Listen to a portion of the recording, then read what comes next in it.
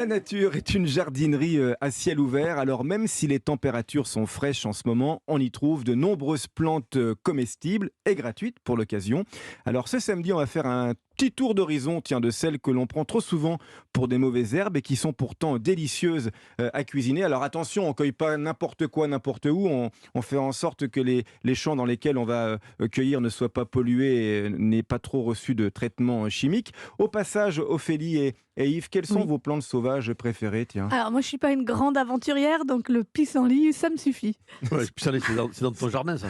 C'est bon, Alors le je prends pissenlit. pas celui du jardin parce que je suis à Paris et que non, mais en Il y en a revanche pas dans les beaucoup à champs, Paris, ouais, hein, mais dès qu'on est à la campagne, ça ouais. c'est C'est facile vrai à que là, on est prendre. encore dans la saison du pissenlit. C'est quoi votre plante sauvage préférée, Alors moi, c'est vous? la violette. Ah ouais. J'adore la violette parce que je fais des infusions dans des petits sirops de violette et frais, c'est déjà très rafraîchissant. Alors ça a beaucoup de propriétés intéressantes et je trouve ça très beau. La C'est violette de Toulouse. La violette de Toulouse, c'est cette couleur qu'on a qui tourne quand on l'a infusée, Et se qui est concentrer, pratiquement, oui. qui se concentre, qui tourne un peu presque au côté rosé. C'est super intéressant. Et il faut savoir une chose, quand on fait des infusions de violette, faut surtout pas la faire bouillir.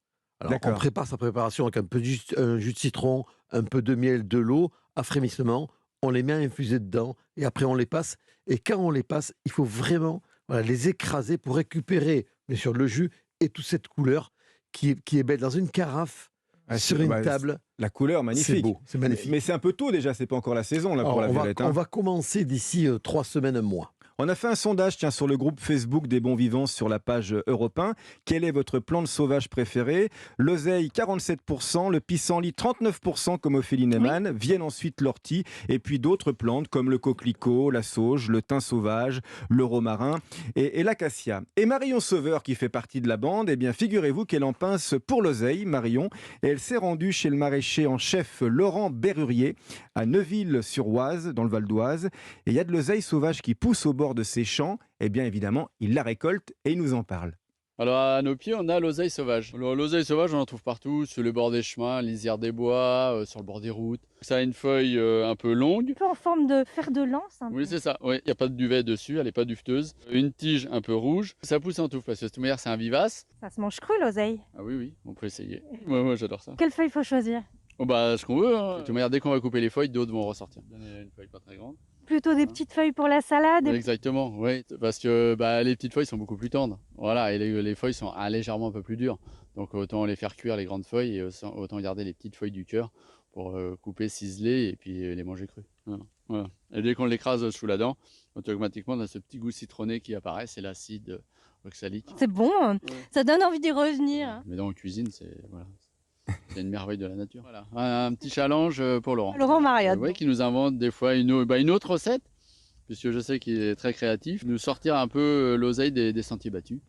Ah bon, on est plusieurs, on est avec Yves Candebord, même à cette table. C'est vrai qu'on a des idées. Merci Laurent Berrurier. Et puis on a vu que donc si vous voulez faire plaisir à Marion Sauveur, vous savez quoi lui offrir? Un beau bouquet d'oseille, hein. C'est vrai qu'on aime cette vive acidité.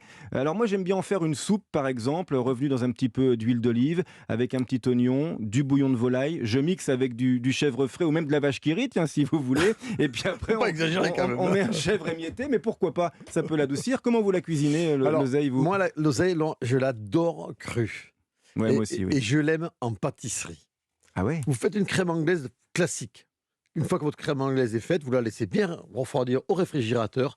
Vous la sortez, vous prenez une botte d'oseille que vous équeutez, lavez et équeutez, vous la mettez dedans et vous mixez. Accru. Et ça va vous faire une crème anglaise avec un verre, voilà, un verre d'eau magnifique avec une superbe acidité qui va venir contraster un peu avec le sucre.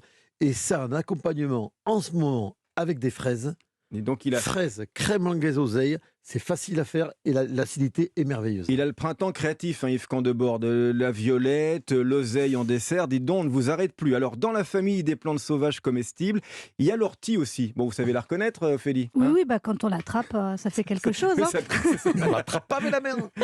Non, mais c'est une grande plante, une astuce. ça fait 20 centimètres, ça fait jusqu'à 1,50 m. Oui, pardon, Ouais. Yves. Une astuce pour les ramasser, c'est un sac, tout simplement un sac en plastique. Vous mettez un sac à plastique retourné dans Ah votre oui, main bien sûr, oui. et vous la ramassez avec. C'est C'est vrai, très mais- facile. Alors moi, je mets des gants de vaisselle, mais ça, c'est exactement le même principe, c'est Ah ouais, juste bon, un peu ouais. plus joli. hein. Moi, j'ai pas de chance d'avoir des gants de vaisselle dans ma voiture. Il n'y a pas de gants de vaisselle, Ophélie. Comment vous la cuisinez, vous, Ophélie, alors?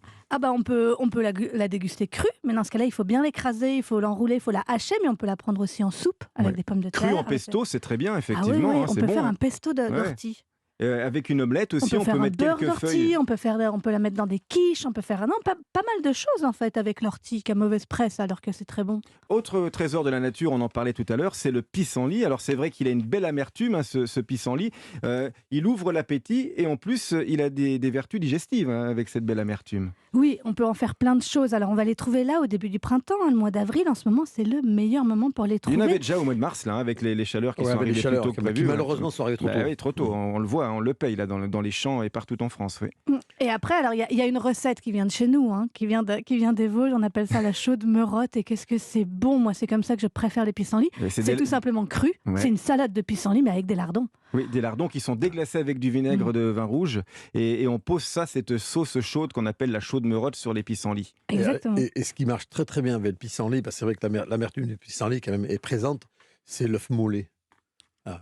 Alors je vais rajouter un petit, parce que vous avez beaucoup de recettes De l'Est. merveilleuses de l'Est, mais votre recette de l'Est, avec un joli œuf mollet posé dessus, quand C'est vous vrai. allez le casser, que le C'est jaune va venir On prend, amener on cette prend. supplément d'âme, je pense que ça va faire une jolie salade. On achète Yves Et Candebord. puis quand même, pour rendre hommage à nos auditeurs, il y a une auditrice, Isabelle, sur le groupe Facebook des Bons Vivants. Elle se souvenait des pissenlits en salade de sa grand-mère qu'elle appelait les dents de lion et Ah qui oui. étaient servis avec des noix et des petits copeaux de Beaufort.